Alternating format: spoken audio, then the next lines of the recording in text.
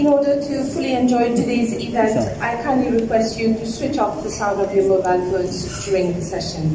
Thank you very much.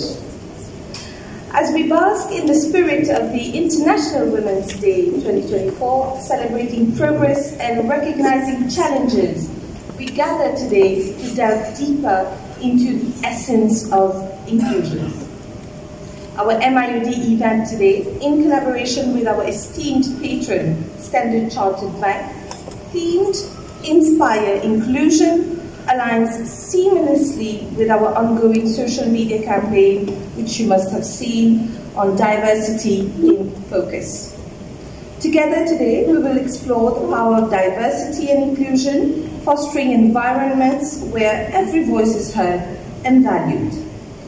Her Excellency Dr. Lamelani Nelly Manzini, High Commissioner of the Republic of South Africa, Mr. Abrar Anwar, Chief Executive Officer of Standard Chartered Bank Mauritius, Mrs. Sheila Judah, Chief Executive Officer of the Mauritius Institute of Directors, our esteemed panelists, our valued founders and patrons, MIoD directors and members of the press, distinguished guests, all protocols observed, a very warm welcome to you all this morning at Royal Green Wellness Resort. My name is Nafisa, I'm the Learning and Advocacy Manager at the MIoD, and I'll be your MC today. Throughout our event, we'll engage in meaningful conversations, exploring strategies to cultivate inclusive cultures within our organizations. From fostering diverse leadership to implementing inclusive policies, we aim to inspire action and drive change. Together, let's harness the power of inclusion to unlock innovation, creativity, and ultimately a brighter future for all. Ladies and gentlemen, she's here to welcome you all today with 24 years of experience in various key sectors on both local and international markets. I now have the pleasure to call on stage Mrs. Sheila Judah, CEO of the MIoD, for her welcome note. If you could please join me, Sheila. Thank you, Nafisa. What a wonderful audience today. Very happy to see, this audience today on this special event today. So I'll start with the protocol side, as usual. Her Excellency Dr. Manzini, High Commissioner of South Africa, Mauritius, Anwar Abrar, CEO of Standard Chartered Bank, members of the Diplomatic Corps, our panelists and speakers, our founders, patrons, members and directors, members of the press, distinguished guests, and all protocol observed. A very good morning to you. When I'm seeing, a few familiar faces from the Women Directors Forum, and those wonderful partners here, I'm very excited to be welcoming you today at this event. Diversity is the art of thinking independently together. This simple but powerful quote of Malcolm Forbes encompasses the full essence of today's event. And this reminds us of the vibrant tapestry of a world where each thread, each color contributes to the beauty as a whole. Imagine a mosaic where every piece is vital, where the absence of just one diminishes the entire masterpiece. This, dear guest, is the essence of inclusion. And as we gather today under the theme of Inspire Inclusion, in celebration of the International Women's Day last week, we stand at the intersection of opportunity and responsibility. It is worth pointing out that the revised G20 OECD Principles of Corporate Governance issued last year in September 2023 recognized diversity and inclusion as a pillar of corporate governance excellence. And in Mauritius, our commitment to this cause is underscored by the introduction of the landmark regulation mandating a minimum of 25% women representation on the boards of listed companies. Well, this is not just a step, but it's a leap forward, mirroring the progress we've seen in the Global Gender Gap Report of 2023, issued by the World Economic Forum, where Mauritius has climbed the ladder from 112 to 98th position. The road towards diversity and inclusion still, remains an ongoing journey as more work is left to be done. Simply, when we talk about diversity and inclusion, very often we focus on the diversity part and we tend to ignore the I, which is the inclusion part. Well, this means the diversity alone is not enough. It is just the beginning. And the next crucial step for us being here together is to foster on inclusion. And inclusion, just to explain a bit on that, it's an ongoing process. And it's a mindset that ensures that everyone or every voice is being heard, not just heard, but valued as well. It is about creating an environment where every member, regardless of gender, race, background, or belief, can contribute meaningfully. And the MIoD has been a relentless advocate for this cause, because we view diversity and inclusion not just as an ideal, but as a foundational pillar for robust and effective corporate governance practices. And through our board recruitment services and last year's event with the Stock Exchange of Mauritius, in collaboration with our patron Moshwazi Group, we continue to support the business community in achieving the 25% target, helping them go beyond the compliance norm and focus on the empowerment of decision-making bodies with diverse and capable leaders.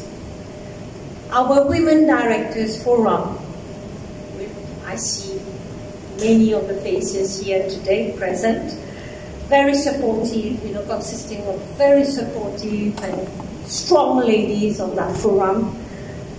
We have them here and there, and the various initiatives organized by the Women Directors Forum, including the Path to Boardroom Roadmap, underscore our dedication.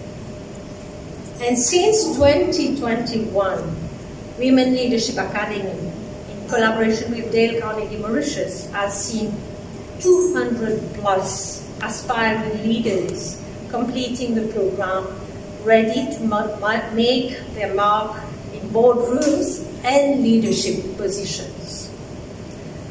I would now like to invite you to watch a video. What a wonderful video, is it not? So, our campaign this year, Diversity in Focus, run since February, has seen the participation of a number of founders and patrons through their powerful testimonials. And we have also organized Women in Leadership webinar series in collaboration with international partners like MIoD Kenya and the British HiCom, as well as Collective Insights from the UK. So together with the support of our founders and patrons of the MIoD, we are igniting conversations, inspiring actions, and illuminating the path towards a more inclusive future through a series of initiatives ranging from inspired talks to today's event in collaboration with our esteemed patron, Standard Chartered Bank. And I would like to extend a heartfelt thanks to the CEO of the Standard Chartered Bank present here today and his team. Your commitment has not only been instrumental in making today's event possible, but has inspired our broader efforts in championing diversity and inclusion across the business community. So thank you for that. Special thanks to the MIoD team as well, who has been always supportive and has been behind the scene and always aligned with the vision of the Institute. And in closing, it is with great excitement and anticipation that I stand in front of you to announce a significant milestone in our D&I journey. In the first week of April this year, we are embarking on a new Women Leadership Academy chapter in Kenya. This huge milestone with the collaboration of Dale Carnegie Mauritius and Kenya not only exemplifies our program's adaptability, but also the scalability of empowerment initiatives across the region. Finally, Inspire Inclusion is more than just a theme. It is a call of action to shape the future of leadership. So in our spirit of inclusion, let us reflect on the words of Audre Lorde. It is not our differences that divide us. It is our ability to recognize, accept, and celebrate those differences. Thank you.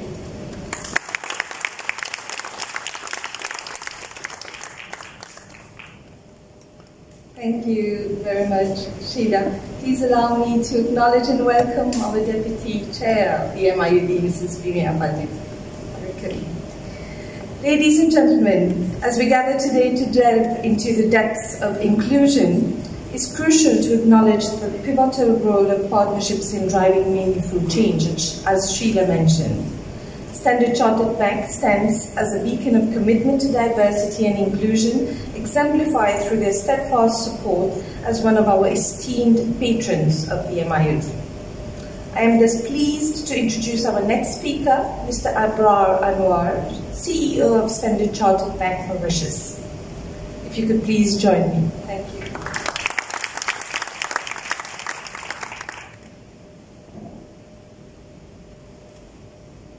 Thank you. Good morning to everyone. Excellency, Dr. Manzini, High Commissioner of South Africa to Mauritius, MIoD CEO, Sheila, directors from Standard Chartered, Danny, you all know, he is not unknown to MIoD, and also Mr. Raj, and I can see my good friend from banking community, Africa Bank CEO. Yes, colleagues, ladies and gentlemen, very good morning and thank you once again for joining us today. Let me first of all thank MIoD for really partnering with us in this very important event. I remember a few months back when we spoke, it was something that Sheila immediately jumped on because we wanted to have sort of an event centering around International Women's Day and also Inspired Inclusion being the theme of this year. Of course, there's another one that also goes in Invest in Women, Accelerate Progress. It really is the core of what we do and what we think and what we're committed to in Standard Chartered. So thank you very much for partnering with us. MIoD, tone from the top is very critical. to ensure that diversity and inclusion is embedded in what we do. So, which institution can it be better than MIoD, where the directors are all together and they're exchanging ideas and thoughts. Of course, I would like to thank all of you for being here. While coming here, there was a bit of a traffic jam, and I'm sure all of you have to endure a little bit of it. Thank you for your commitment for showing up here today.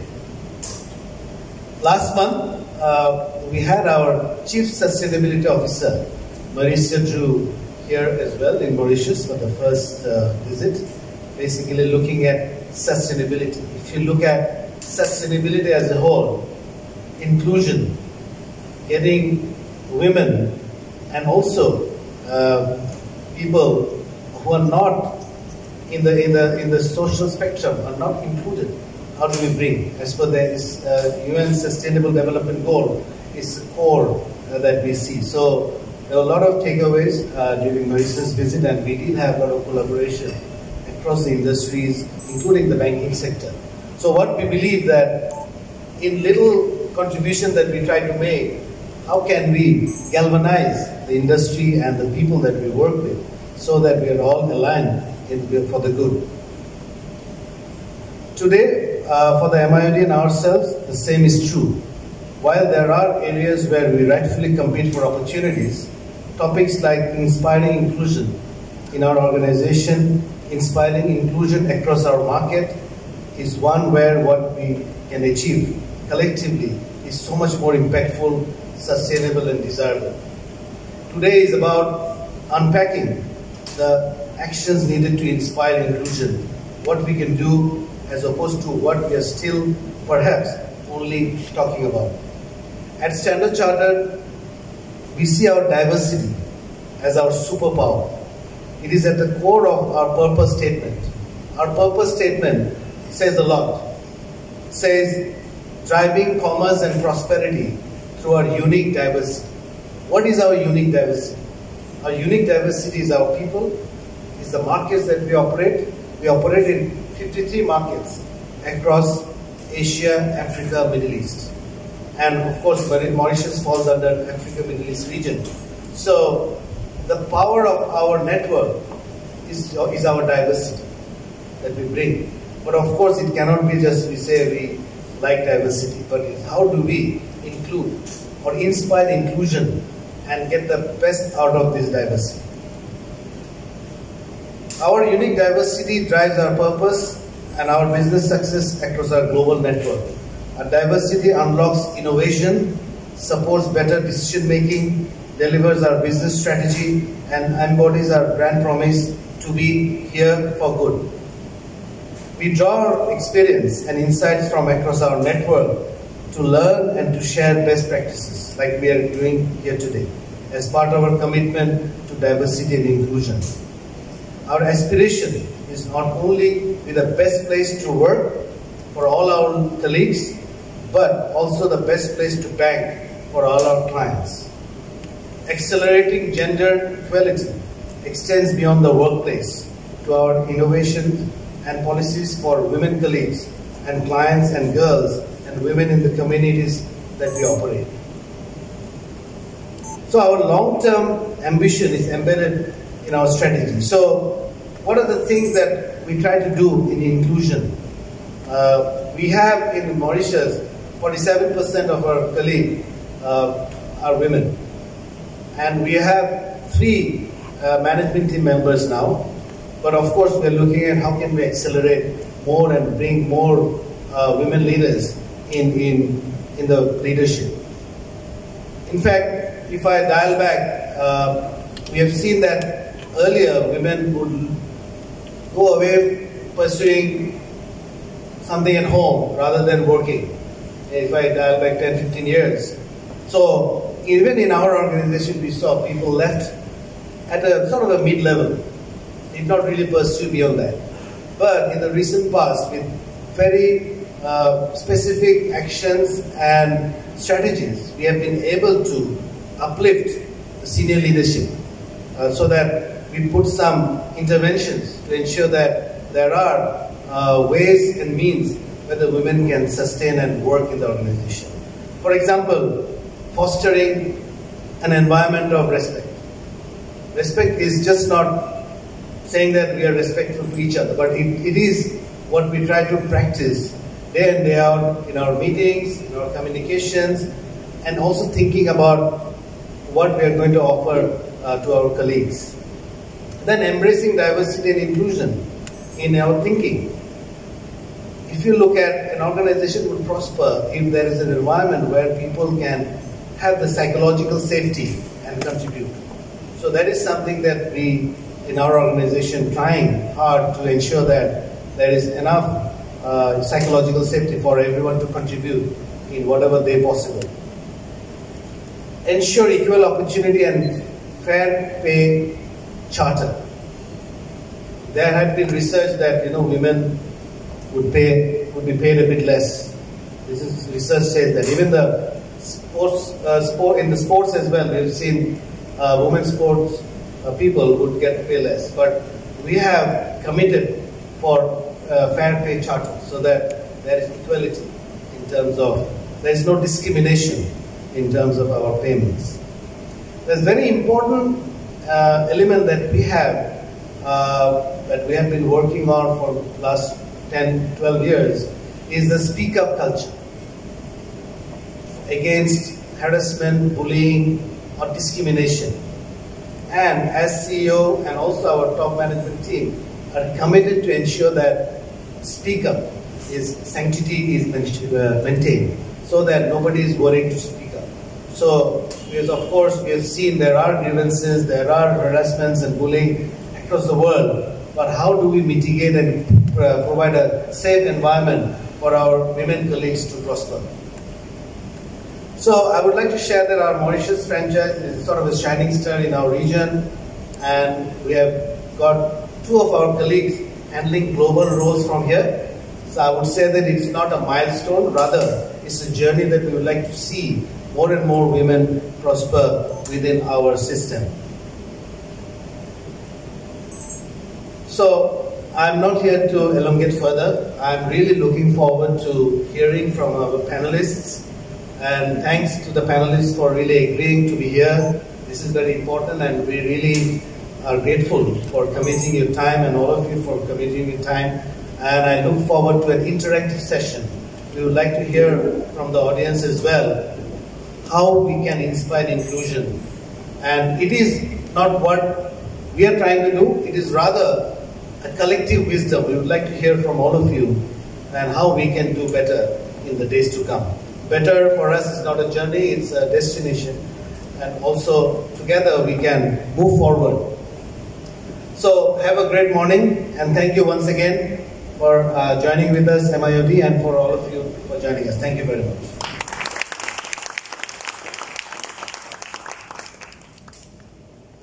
Thank you, Mr. Anwar. Ladies and gentlemen, it is now my utmost pleasure to introduce our keynote speaker, Her Excellency Dr. Lamalani Nelly Manzini, High Commissioner of the Republic of South Africa. Dr. Manzini's rich academic journey reflects her dedication and perseverance. She studied on her own and completed her PhD alongside handling her personal and professional commitments. She is not only a distinguished diplomat but also a passionate advocate for diversity and inclusion. With her invaluable input, she tirelessly works towards fostering robust bilateral relations and promoting cultural exchange, emphasizing the importance of diversity and inclusion in every endeavor. Besides this personal achievement, Dr. Manzini's professional pathway is characterized by powerful initiatives which illustrates her commitment to women and youth empowerment. It is a pleasure to have you with us today, Your Excellency. If you could please join me for your speech. Thank you.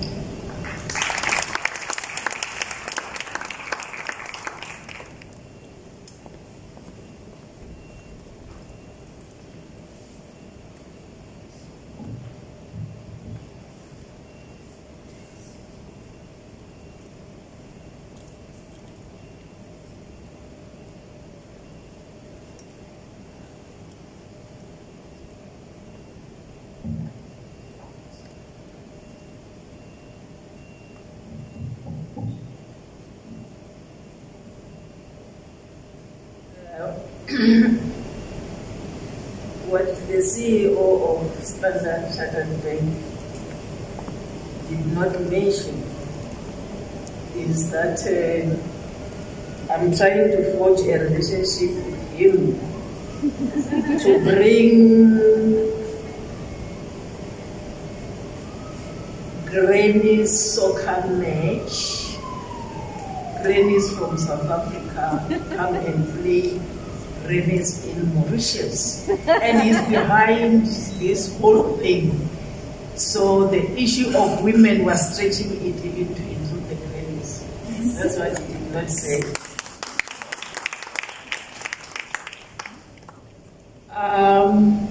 Program director and our esteemed moderator of today's proceeding, Mr. Kundanaya, Madam Sheila Judah, the CEO of Mauritius Institute of Directors, and the CEO of Standard Bank, Mr. Abra Honor, the distinguished panelists, fellow participants, a very good morning to all of you. It is a single honor and privilege to be afforded such a unique opportunity to be part of this conversation and sharing some thoughts on a very pertinent topic, and also the 2024 International Women's Day theme entitled Inspire Inclusion. In view of this conversation taking place during the Women's Month, my input will focus on inspiring women to join hands in ensuring that they are included in all facets of socio-economic development in their precious countries. It's nothing against discriminating male, but we'll appreciate the support we get from the male forums. The significant lesson to me, and probably to all of us, is that it was an unequal treatment of those women in the New York textile industry in a workplace that inspired them to take an unprecedented and bold step of voting on their feet and to publicly say no to exploitation on that memorable day of the 8th of March 1857. Little did they realize they are actually setting an unparalleled gender equality agenda on a WOPA in quest for inclusion of women in the mainstream of economy. The common women's issues they were raising at that time are still pertinent to the contemporary women's world. One can only imagine that they never in their wildest dream thought that their simple but impactful action of marching on that day will trigger the mushrooming of like-minded women's organizations across the globe, and that the celebration of that achievement will continue to be held year after year, making it difficult to any listening ear to ignore until in 1977, when the United Nations duly recognized 8th of March as International Day of Women. Let us all be grateful to the United Nations for having taken such a progressive step. As women were inspired by those democratic UN member states who took decisive action to put gender equality on the main socio-economic agenda, Mauritius should specifically be applauded for being one of those democracies that have taken gender equality and inclusion seriously, putting promotion and monitoring structures such as the Equal Opportunities Commission in place. But we all know that without concrete action, even well-crafted prescripts and adequately resourced monitoring frameworks and structures, all of this will remain void. We should therefore commend the MIoD for taking good advantage of such frameworks and gave focused attention to women empowerment programs. And this engagement we are having today, this morning, is a testimony to this commitment by the MIoD. As we celebrate the important date in the international calendar, we should pause and reflect on the gains we've made since the International Women's Day was recognized 47 years ago. Such a reflection will also provide us with an assurance that the light noise which is coming from all corners of the world about gender equality and women empowerment is not from an empty vessel, where good policies are crafted, spoken about in high-level meetings, but with no implementation or impact. When we look at the various research reports at a glance, the figures show that much as there is progress being made towards gender equality and women empowerment, the pace is just simply too slow. Let us quickly reflect on those statistical figures. As of 2023, the population figures show that female constitute half of the world population. And therefore, our aspiration for gender equality at 50-50 is not misplaced. The parliaments, which by nature of their legislative making function, should lead by examples. But what we have, we only have 26% inclusivity in those parliaments. The reports also show that women constitute 42% of global workforce, yet the latest gender wage gap stands at 16%. It is disheartening to also note that the percentage of women in leadership has actually dropped from 33% in 2022 to 32% in 2020. And at the top level, women inclusivity at CEO level stands at only 10%. And for women startups which are thriving, only 2.2%. Closer home in Mauritius, while women constitute 50.7% of total population, the labor force participation rate of women stands at 57%.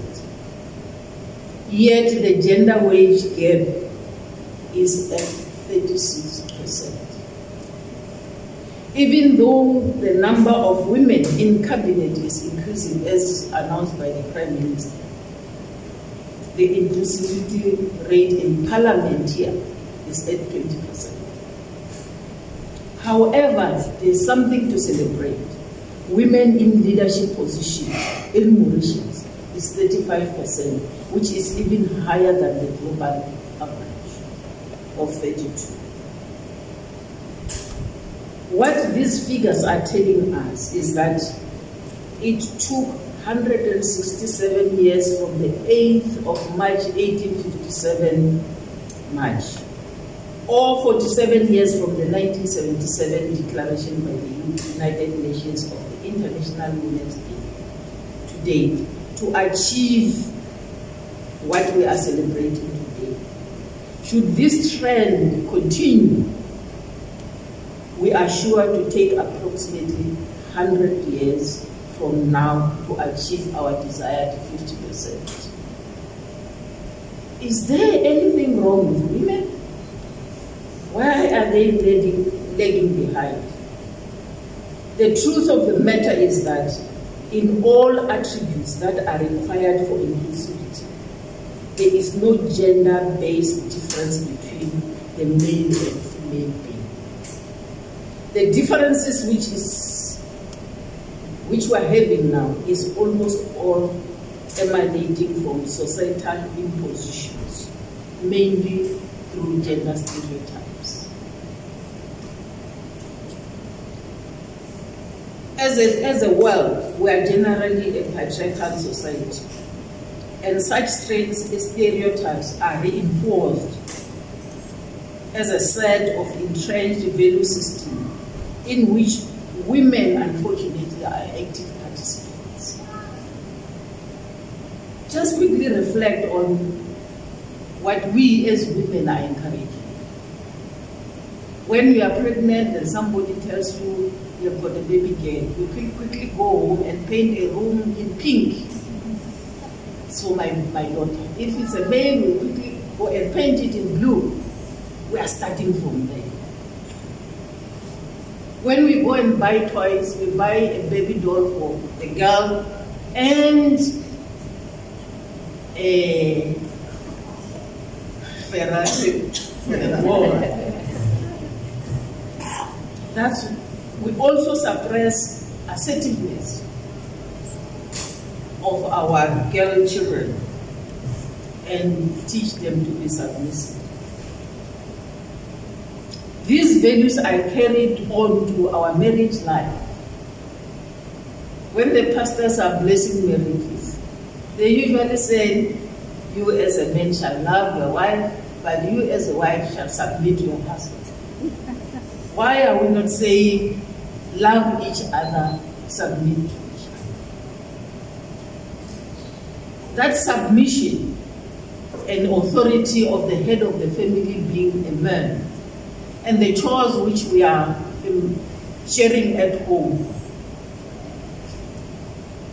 goes along with a woman who is going to the workplace. When the woman enters the job markets, she's already finished. Their intellect and capabilities are suppressed. Their confidence is battered. Her assertiveness evaporated. Their attention is split between work and home. And at the workplace, you'll find that mainly women are excluded from policy development, recruitment and selection processes, and all areas which matter most for upward movement. This is the reality which we are facing today. Now, moving forward, it takes double the effort in any area of existence for a woman to match a male for.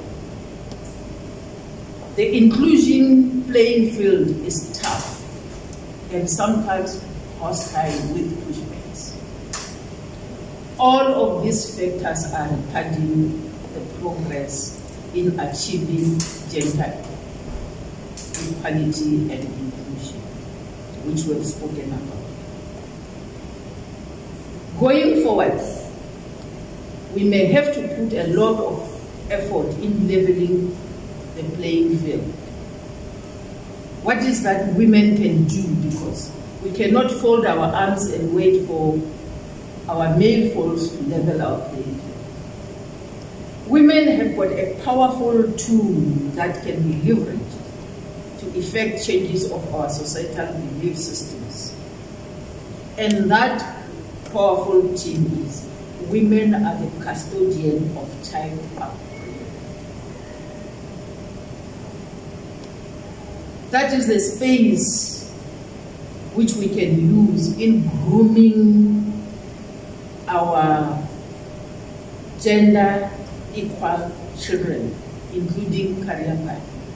If we bring our children as equals and assist them in career pathing as equals, we will not be sitting with a situation at employment level where we are trying to pull them to fight all of these things and be equal. So women have got that powerful tool to do it. In my culture, we have got a saying that is saying, "Songan gogo ra tsakam," meaning that molding is done when the clay is still wet. And obviously, as you bring up those children, you need to mold them from birth to maturity to be in an inclusive environment. We must learn to bring up the girl child in the male-dominated environment and not wait until she faces the real male domination at that level. For us to contribute in improving community belief systems, as women, we need to be active participants in community decision making, because that's where these stereotypes are enriched. But if you are there, you'll be able to assist in giving other direction.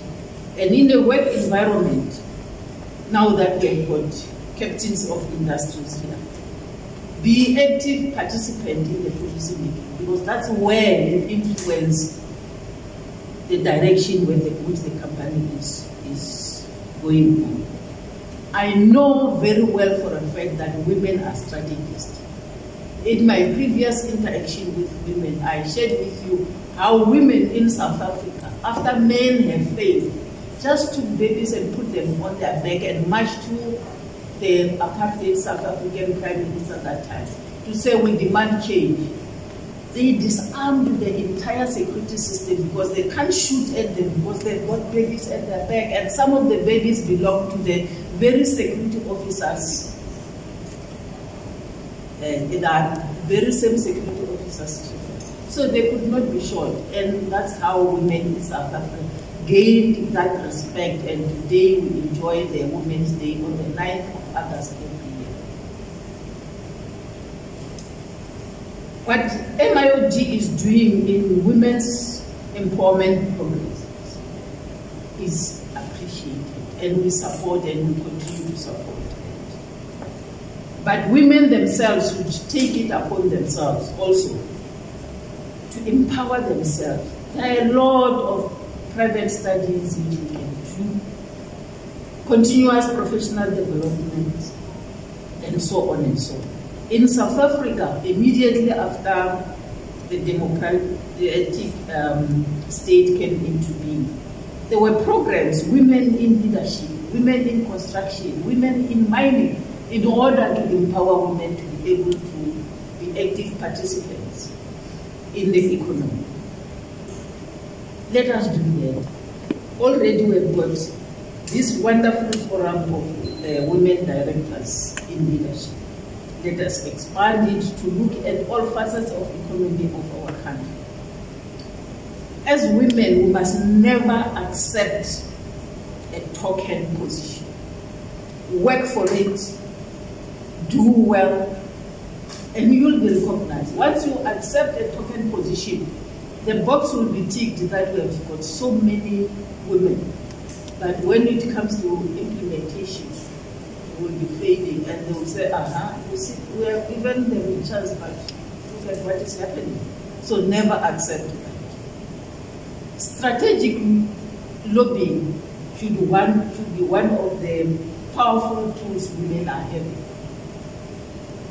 We are going for elections in South Africa and in Mauritius.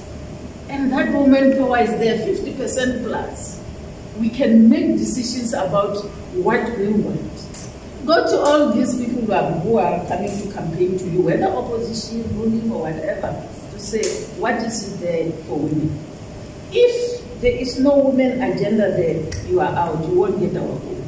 That is the power which women have, and we can change the world. Never, never give up. When you are tired, let it be a relay race, give it to the next person. Then the women's agenda will continue to progress. In ending, I want to share with you my personal journey to where I am. And I hope, Program Director, I'm not taking much of your time. I was born in one of the most rural areas in South Africa. And I'm a daughter of a chief. And you would understand the customary laws which I was born in. the societal rules demand that succession should be pro-homogeneous. In other words, succession from male to male, and that's how it goes, and that is a customary rule, you can't change it. But unfortunately, in my case, we're all girls. I'm the girl who's coming forth in the list of girls who were there. And when I was born, the entire community was expecting that this time around we are going to get a chief. Guess what? There is this girl coming, and everybody was saying, And that is where my name Flamalani comes from. It's surprise. Because everybody was surprised. Why are we continuing to get women born from our chief? My mother realized that it's going to be difficult for her because she was married in order to give birth to a son, and she's failing. And she is saying to all of us, firstly, learn to respect the community because your father is a chief because there is this community. Number two, you have no brother. Fill in the gap of your brother. Then we can be able to survive. The apartheid has two systems of education. One education and another one called Batu education. And this is what I was subjected to. We had no classroom. I learned to write my name on the ground. I learned how to calculate using stones. 3 stones and then 5 plus 5, 10 times 3 on the ground. When I went to secondary school, still there was no classroom. The principal got old buses and put them as classroom. They would put a blackboard in front and another one at the back, and a bus can teach 2 classes at the same time. Standard 1, standard 2. So when you're sitting in standard 1 and listening to what the teacher, when you are bored now, listen to what the standard 2 are. And that was an opportunity for me to have progressed in school without disturbance. And after passing my matric, the rules that time were that if you are a female child going to a university, there need to be declaration by the parents that should this woman get pregnant or not come back, you are responsible for the fees which has been spent on them. And by that time, my father had passed on, my mother remained.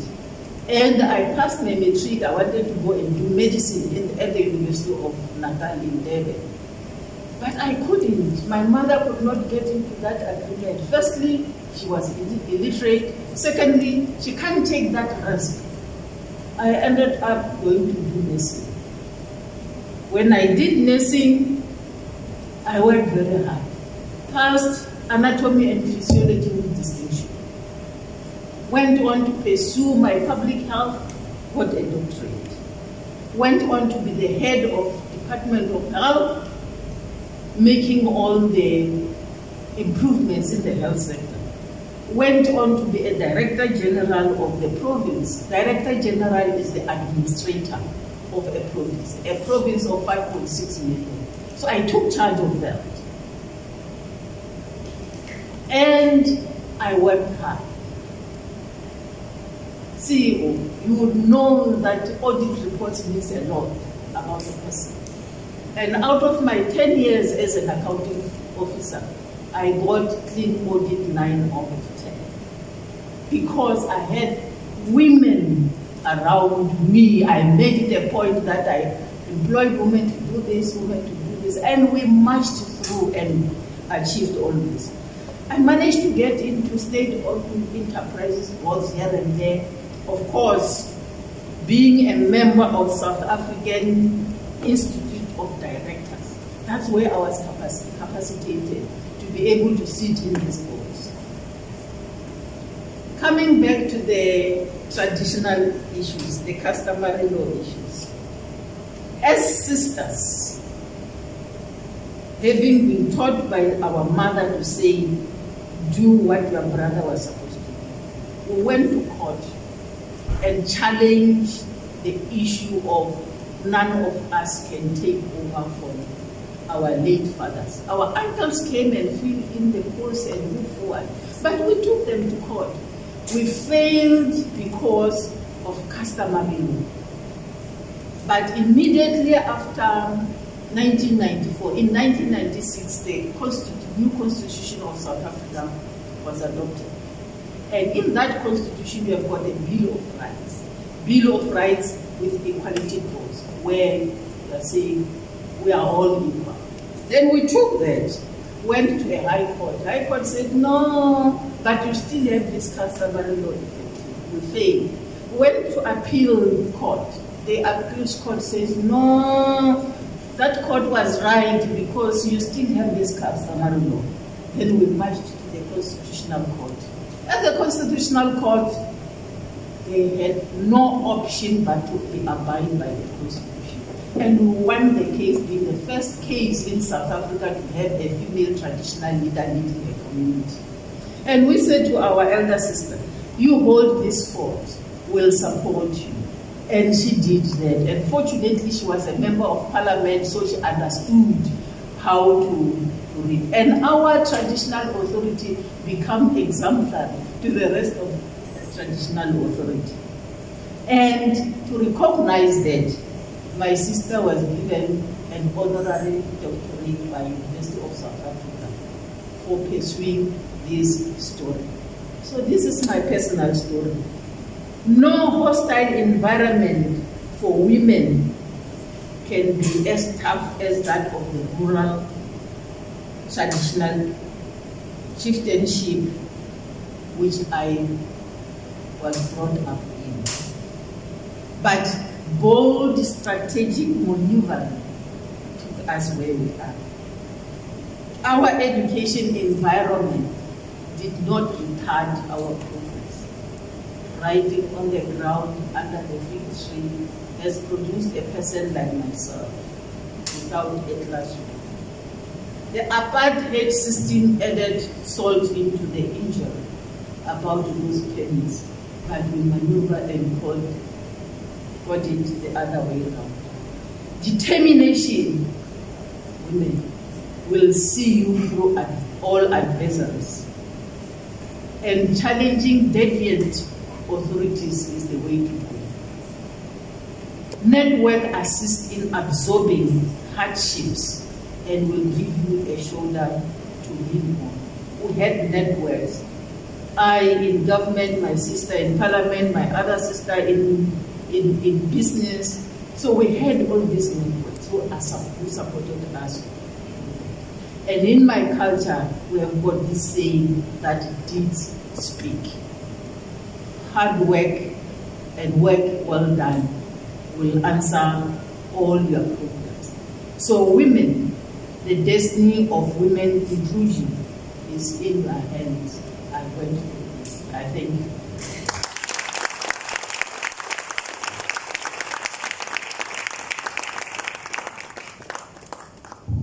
The themes for International Women's Day this year. The UN has Invest in Women, Accelerate Progress. We're looking at the Invest, we're looking at the Accelerate. If you look at the International Women's Day Association, their theme is Inspire Inclusion. We're looking at the Inspire. This conversation here is about the verbs, not the nouns. The doing, the action. And we've been challenging each other, and we're going to challenge each other through our conversation here as well. And since I'm outnumbered, Abra, stay close. Thank you very much. Okay, my panelists. I think first and foremost, to go to all of you, is maybe in one quick line, what does inspire inclusion actually mean to you? We start on the far end, Nusrat. We'll come back this way. Yeah? Inspire inclusion actually is very interesting. First of all, good morning, everyone. It's a pleasure to be here today. I hope we can have an engaging conversation. Before we talk about inclusion, Kunda, I think it's important to talk about diversity and the term equality as well. Because without diversity, you cannot have inclusion. Diversity, to start off, is about the demography of the people, the demography of the group that we look at, that we consider. It's about the mix of the people that we consider. Equality then talks about giving equal rights and equal opportunities to this diverse group. And that is absolutely fine. It's giving the same thing to this different group of people. But diversity is actually a lot harder. It's actually different. Diversity is recognizing the individuality of each person or each group of persons. It's recognizing the difference of the people, of the persons and the group of persons, and ensuring that they feel included, they feel valued, they feel welcome. We develop a sense of belonging for each and every one of them. Okay, thank you again. Thank you for being here. I join what Nusrat has said. Okay, it's okay? Okay, I join with what Nusrat has said about that inclusion cannot be spoken about without referring to diversity, but I won't repeat to make it boring. So from my perspective, from my managerial experience, I would say that inclusion refers to taking on board everybody, irrespective of their differences, be it gender, race, color. It's endless, the list. And then respecting this difference, respecting their dignity, then giving them the equal opportunity to be empowered so that they can contribute, and then value their contribution, and finally give them the equal right to claim to what they are entitled to. So in short, this is what I perceive inclusion as. Thank you.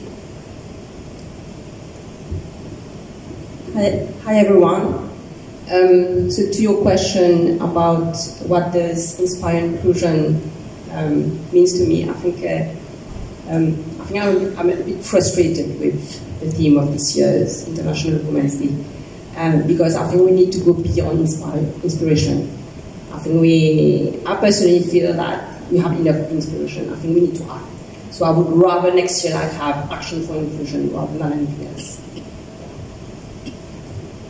Thank you, Linda. First of all, good morning to everyone, and thank you for your warm congratulations, first of all. I think this is a testimony to the women all sitting here, and also to the hard work of each and every one of us. That's my introductory comments. Coming back to the question that you said, I would like to take a very different perspective. As you would know, I bear different hats, and CCI obviously. I also was into corporate world, and then I decided, like Excellency said, to working very closely together to join the entrepreneurship and being on my own. You know, when you're a woman and you're starting things, I'll talk about the challenges later.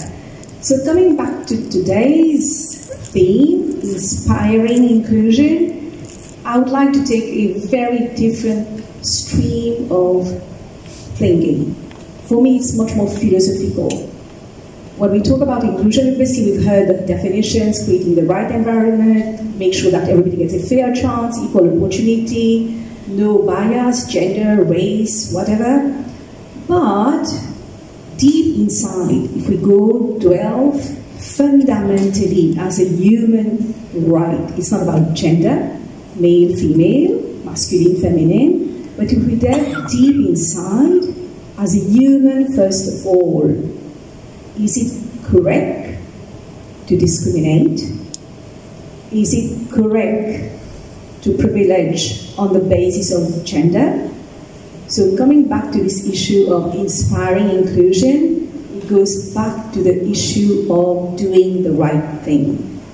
So doing the fair thing, doing the correct thing, doing the right thing. And as a human, personally, I feel that nobody is allowed morally to take a different stance than giving a fair chance to whoever it is.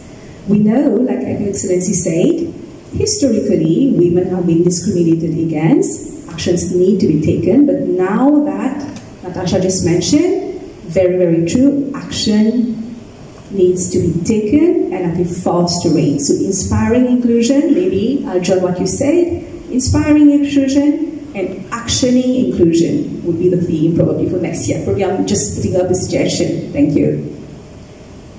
I told you we had very dynamic people up here. We're already thinking about next year. We've passed this year. But I think it speaks to where there is, if I'm not wrong, frustration, and wanting to see where can this be taken. Her Excellency, in her address, which was fantastic, by the way, thank you very much, mentioned, and the figures vary depending on which source it is, about how many years before we're going to get to some form of equality.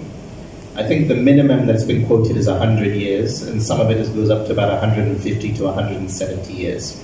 So something is not working, or it's working very slowly. And I think that's the theme that we want to get out of today. I'm going to start with Dione. I have their permission to use their first names, by the way, so don't shout at me afterwards, okay? If you look in the public sector, there are approximately 65,000 employees in the public sector. 42% of them are women. But as Her Excellency actually mentioned in her address, how many of them are actually making it all the way up to the table of decision making? And I think the last number that we looked at was about 38% in 2022 figures, and senior management, and we mentioned in Parliament it's an even lower figure than that. What's happening? Where are we getting lost? It's just too bad. But I'm going to explain from a more positive perspective. Okay, it's 38% today, but we have to go back to the history of the public sector, women employment in the public sector. It started just in the post-independence era. The representativeness of women was almost negligible. Then it gradually grew up to 2%. I think in the year 2020, sometime back, it was 23%. Then gradually it picked up from there with the incentives, the motivation, the empowerment, all that we can give to the public officers. It rose to 38%. I would say it's wrong. It's quite commendable, taking into consideration the way the public sector is. We inherited a bureaucratic system, multi-layered bureaucratic system with a pyramidal organizational structure. So the women have to compete equally with the men to go up the ladder till the last rung. So over a population of 51% women, we are some 42% on the overall public sector. And out of the senior management, we represent some 38%. So I'm saying it's not bad, but we are making the efforts. There are plenty of motivation in Mauritius science, all ratifies all the conventions, we put in place all the policies, but we are translating all into action. And it's the responsibility of the heads of the department to translate these, to strategize, to plan, to translate all this so that the female gender can progress further. Thank you. And we'll come back to the idea of responsibilities and whose responsibility it is for these numbers and for shifting these numbers. But Namita, maybe I'll speak to you now and ask, in your various spheres and spaces that you operate in, do you feel that our structures are helping the inclusion agenda? Are they helping to promote? Are they helping to encourage? Thank you, Kunda, for this question. Well, if you trace back the context of Mauritius, we just celebrate our Independence Day, there's been a history. We shouldn't put that aside. Culturally and historically, economically as well, we've seen that obviously there was discrimination. However, like we've said since the initial words, since this morning, this is a journey. So the journey is that initially, like you just mentioned, we used to have very, very few representation of women. I won't talk about at the level, of those who are giving their labor. I'll just put it crudely, I'm talking especially about the strata where you can influence policy decision. That's most important. It's true that over the years, we've seen that progress has been made. It's been made, we have to acknowledge. It's true, it can be frustrating, I do agree at times when you see the numbers. Definitely, we are not going as far as we would have loved to. Now, coming back to your fundamental question of whether the structures are there, I would tend to think, before we talk about the structures, there needs to be awareness. More than awareness, is commitment and engagement. I think today, seeing Standard Chartered Bank being associated with this initiative, I also see our friend from Partager Bank, seeing men also being associated with Dani as well. I know they are ambassadors or making things change. These elements or these commitments at the top level definitely facilitate that structures are put into place. Now I'm talking about the private sector, definitely. Also being the chair of the MCCI. Definitely at the level of the chamber, for instance, we encourage and I won't use the word push, kind of implicitly, really strongly encourage all our members to ensure that this issue of diversity and inclusion weighs very, very high on the agenda. That's very important. Now, in terms of structures, we can also talk about the legal framework. Obviously, we at the MIoD, as you know, I'm also a member of the Women Directors Forum, and I was also the past president of the Association of Women CEOs, MFCEO. So these different roles allow us to influence the structures. When I talk about structures, we're talking at two levels. One is at the national level, when we influence the policy decisions in the regulatory environment. For instance, we just mentioned earlier, the CEO of MIoD mentioned, the law which has come in place for the listed companies. This has been through advocacy. So, very, very important to realize that women, Excellency mentioned, we have the power, but we need to use and leverage on this power to make our voices heard in order to make sure that the structures are there. I won't say no, we should not neglect that the structures are there, but not sufficient. So very, very essential that each one of us needs to be an ambassador. Whatever level we can influence decisions, policy level at the national level, or at the corporate level as well, it's extremely essential that we become the custodians, to make sure that the relevant structures, if they are not in place, are being put in place, and ensure that, there is a time frame as well. So that's extremely important at different levels, national level, organizational level, public or private sector, but also at the level of civil society. I think that's extremely important. Everybody needs to be part of it. The theme is about inspire inclusion. So for me, in a nutshell, in 2 words, inclusion is about nobody is left behind. As simple as that. So making sure that the structures at the level of mainstreaming inclusion are crucial.